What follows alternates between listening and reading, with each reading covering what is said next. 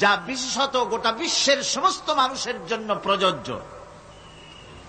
আর রহিম হচ্ছে শুধু কিয়ামতের দিন পৃথিবীতে রহমান, তিনি দয়াবান পৃথিবীর সমস্ত মানুষের জন্য, এবং কিয়ামতে শুধু মুমিনদের জন্য। রহমান কিয়ামতে শুধু মুমিনদের জন্য। আর রহিম হচ্ছে আর রহিম যুর রাহমাতি শামিলা লিল মুমিনিনা ইয়াউমিল কিয়ামা। রহিম হচ্ছে শুধুমাত্র কিয়ামতের দিন আল্লাহ রাব্বুল আলামিন শুধু মুমিন লোকদের জন্য এই বিশেষ দয়া কিয়ামতের দিন করবেন। এখন রহমান হচ্ছেন পৃথিবীর সমস্ত মানুষের জন্য, সমস্ত প্রাণীর জন্য।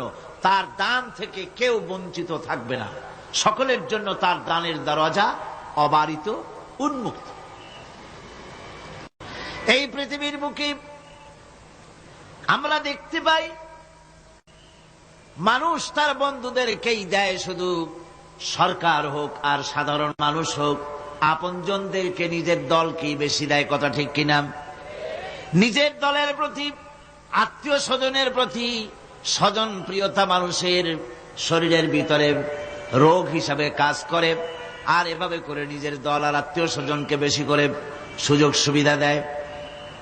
শত্রুকে কেউ দেয় না, শত্রুকে কেউ ডেকে ডেকে কোনো জিনিস দিতে চায় না বা দেয় না।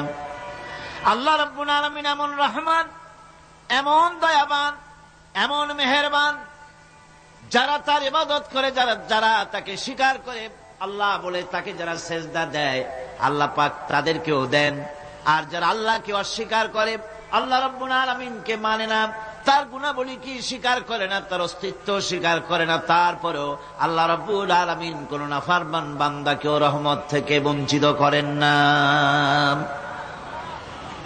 সে যেই হোক, বেনামাজি হোক, মুরতাদ হোক, নাস্তিক হোক, তারপরে আল্লাহর অনুগ্রহ থেকে সে বঞ্চিত থাকে না। কথা ঠিক কিনা?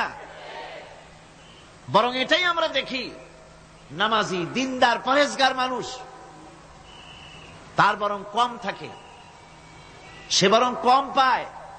বাড়ি নাই, ঘর নাই, কলকারখানা নাই, আর নামাজ রোজা করে না, হজ যাকাত করে না, আল্লাহর সাথে বিরোধিতা করে, আল্লাহরে মানেই না, বলে দেয়ার ইজ নো গড, স্রষ্টা বলতে কেউ নাই, এই ড্রিঙ্ক অ্যান্ড বি মেরি, এই হচ্ছে তাদের থিওরি, তাদের দর্শন, তাদের ফিলসফি।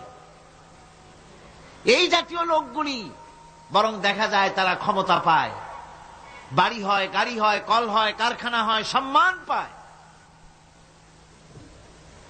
এটা কেন? এর কারণ হচ্ছে আল্লাহ রাব্বুল আলামিন এই পৃথিবীর কোন মূল্য দেন না।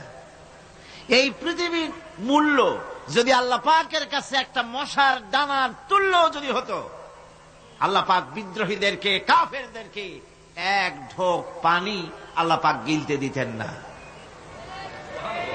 এবার চিন্তা করেন, আল্লাহর ব্যাপারে যে দৃষ্টান্তটা দেওয়া হয়েছে, দৃষ্টান্তটা কত গুরুত্বপূর্ণ। মশার দানার তুল্য, মশার দানার তুল্য এই পৃথিবীর দাম নাই আল্লাহর কাছে। আপনাকে যদি কেউ 10 লক্ষ মশার দানা বহু কষ্ট করে জোগাড় করিয়া যদি কেউ দেয়, তাহলে আপনি কয় টাকা দিয়ে কিনবেন? 4 পয়সা দিয়েও একজনে বলছে 4 পয়সাও দিবে না।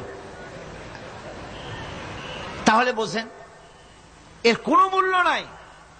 একটা মশার দানার তুল্য মূল্য আল্লাহ পাক এই পৃথিবীর দেন না, যার কারণে অবারিত উন্মুক্ত হস্তে আল্লাহ পাক সমস্ত মানুষের জন্য, প্রাণী জগতের জন্য তিনি করুণা করেছেন সকলকে।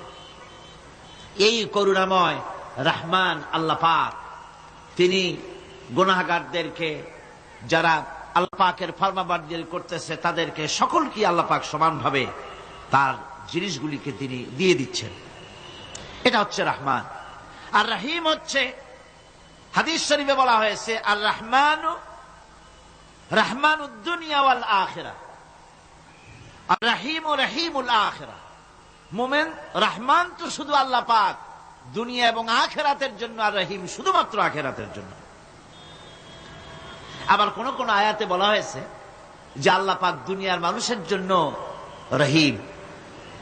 একটি আয়াতে ভাবে বলা হয়েছে, হুয়াল্লাযী ইউসাল্লি আলাইকুম ওয়া মালাইকাতুহু লিইখরিজাকুম মিনাজ যুলুমাতি ইলান নূর ওয়া কানা বিল মুমিনিনা রহিমা।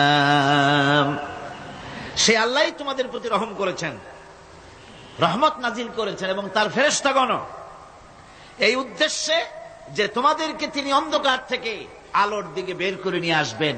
আর তিনি হচ্ছেন মুমিনদের জন্য রহিম, অত্যন্ত দয়াবান। আরবি ভাষায় আর রহমান অন্তর্জগতের এমন একটি নম্র উচ্ছ্বাসিত অবস্থার প্রতি ইঙ্গিত করে যার ফলে তার স্বতঃস্ফূর্তভাবে নিজের থেকেই মহানুভবতা এবং প্রীতি ও মহব্বতের ইচ্ছার বহিঃপ্রকাশ ঘটে। তাই রহমতের মধ্যে আছে স্নেহ, আছে প্রীতি, আছে অনুগ্রহ। আল্লাহ পাকের রহমতটা কি জিনিস? সেটা হচ্ছে রাহমাতি ওয়াসিআত কুল্লা শাই। আমার রহমত দিয়ে সমস্ত জিনিসকে ঢেকে রাখা হয়েছে। প্রত্যেকটি জিনিসের ভিতরে আল্লাহ পাকের রহমত রয়েছে। রহমত ছাড়া এই পৃথিবীতে মানুষের চলার কোনো পথ নাই। সমস্ত ব্যাপারেই আল্লাহ পাকের রহমত আর রহমত।